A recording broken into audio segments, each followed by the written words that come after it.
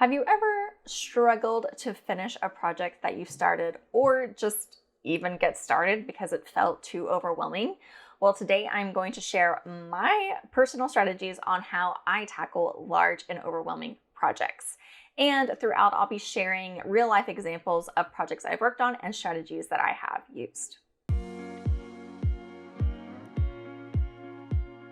Hi, I'm Taylor Gill, a remote work and travel coach. I empower and teach remote professionals how to work anywhere and live everywhere. And productivity is one of my favorite things to talk about. So today we're going to talk about how to tackle overwhelming projects. So step number one in this whole process is to identify your project. I know it seems really simple, but you have to know what it is that you're actually working on. And I would even say part B would be to identify the why. So why do you need to do this project? Or why do you want to do this project? It might be something that someone's tasked you with, like at work, or it might be something individual that you just want to get started on your own. You have to know what it is. So for example, that could be starting a blog or starting a business, or starting a YouTube channel, or I don't know, whatever it is that you want to build and create, or project that you want to tackle. It doesn't have to be creating something, but something that you want to get accomplished. Identify what it is and why you want to do it or need to get it done. So step number two is to take that large project you've identified and break it up into much smaller steps. So let's just use the blog, for example. So starting a blog, you need a website and you need some blog posts. Okay, so there's like your two main sections. So within that first one of needing to create a website, the smaller steps for that would be to research and purchase your domain name, research and purchase your hosting, set up your hosting. And then I would say next would probably be to map out the layout of your site. Like, what are the categories? Like, what do you want your menu to be? What's that funnel kind of look like? What are people going to click on? Go ahead and map that out. And then the next step would be to maybe design it, your homepage. Just get the homepage created and ready to go. And then actually build the homepage and get it ready to go.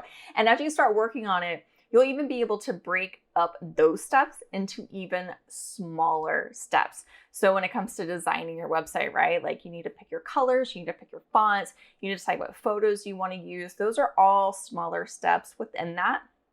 So identify kind of like the main categories and then start breaking them down.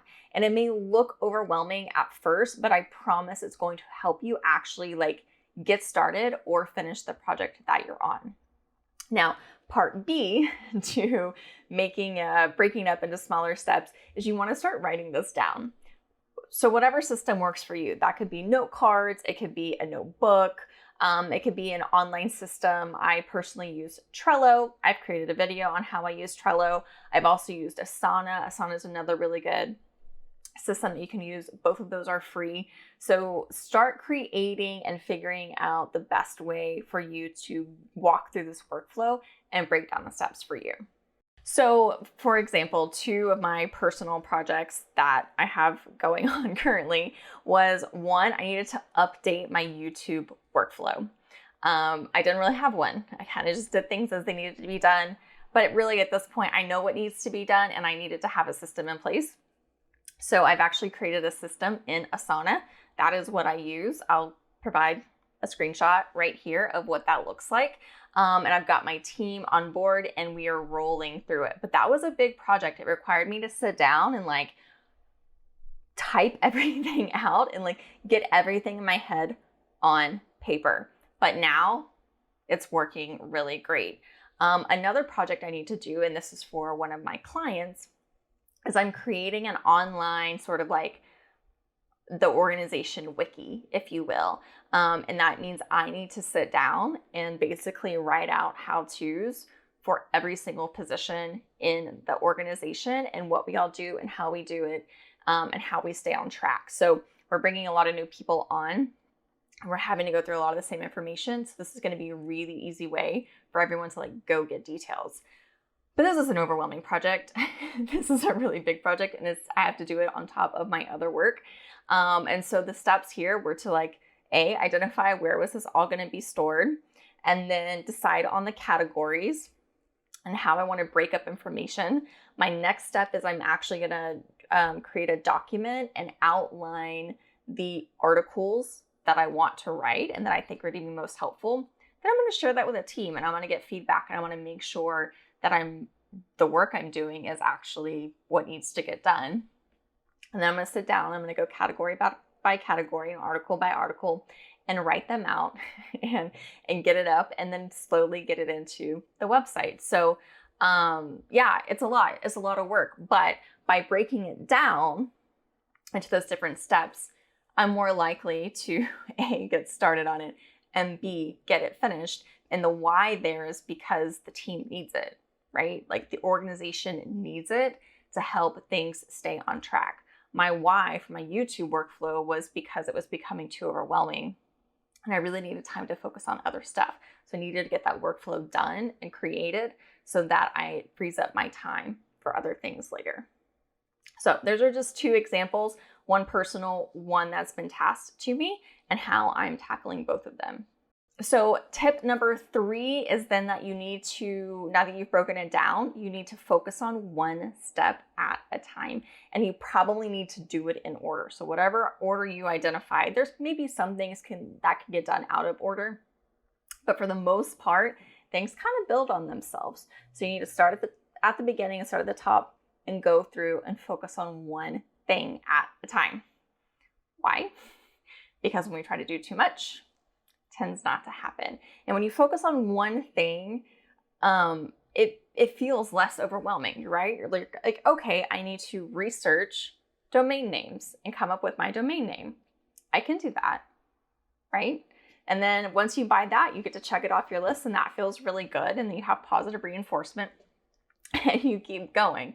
If you try to do 3 things at one time and you don't check any of them off the list, 1, you're just going to be exhausted. And then 2, you didn't accomplish anything. And so it just feels like you're never going to accomplish anything. So focus on one thing at a time, check it off your list. And I would even say maybe create like a reoccurring event in your calendar if you need like motivation. If you struggle with finding the time to work on it, right? It's like you can plan it all you want, but you never sit down and do it. Okay, well, put a slot in your calendar for an hour, at 1 hour every day where you're like, okay, Monday, I'm by my domain name. Tuesday, I purchase my hosting. Wednesday, I map out what I want my website to look like, right? Like, again, you don't have to sit down and do it all at one time. If you've broken those steps up, then you know what needs to get done. So when you have that hour or those 2 hours that you created for yourself, then you can actually sit down and focus and get started like right away. The other thing that you can do, and I've talked about this a lot, is use the Pomodoro Technique. And that is where you set a timer for 25 minutes and you work straight through for 25 minutes. No distractions. Don't get your phone out. No one interrupts you. The doorbell rings. Don't answer it. It's 25 minutes. You sit down and you do nothing but sit there and work on what you've identified to work on for those 25 minutes. So when you have a hard time focusing, or again, like building time into your schedule for you, I find that turning that timer on, just something in my brain where I'm like, okay, I can focus for 25 minutes, right? Or maybe I can't focus for 25, I can focus for 15. But you're gonna sit there for 25 and you'll be surprised how much you are actually able to get done when you give yourself those time constraints. So again, building an event to your calendar, using the Pomodoro method, kind of building it into your schedule is actually going to help you sit down and focus on the one step at a time. And strategy number 4 is to maybe identify within any of those steps where you can hire things out, right? So if this is a work project, maybe you can delegate to other team members or people that you supervise and manage. If this is a personal project, you might have to go out and find maybe a contractor or freelancer or someone who has those skills that you don't have. It's just kind of playing that game of like, how much of it do you already know how to do? How much are you willing to teach yourself? Maybe you're excited, maybe you want to teach yourself the whole thing. That's why you're doing it. Great, that's a great why. But if it's something that, say, designing a website, you don't feel confident in, you don't feel confident in your skills, find someone online on Fiverr or Upwork or somewhere in a Facebook group who maybe can help you with certain aspects of it. So again, you find yourself making progress and not just getting like roadblocked every time. So a good example is my YouTube channel. I kind of know how to edit videos, but I don't like it and I'm not fast at it.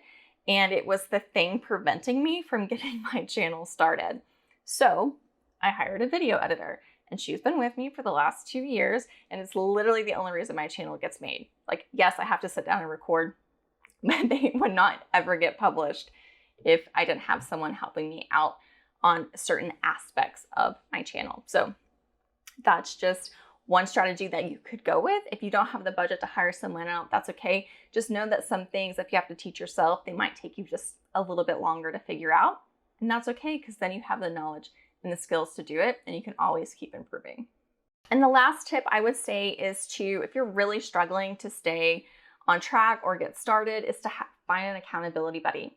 So this could be a friend or a family member. You just want to be sure you pick the right one. You want to make sure you find someone who's actually going to keep you accountable to whatever it is that you said you want to do. You could also find, say again, going back to the blog, find a blogger, like Facebook group, people who are maybe also getting started or in the same kind of place that you're in, and become accountability buddies and exchange numbers, and check in with each other on a regular basis. Telling people what you're doing, A, helps keep you accountable.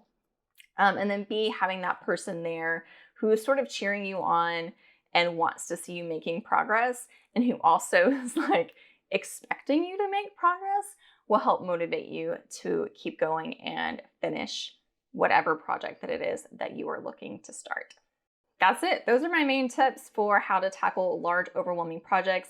Thank you so much for watching. If you want more daily behind the scenes tips, productivity tips, or online business tips, be sure to follow me on Instagram, also at Traveling Taylor, and I will see you next week.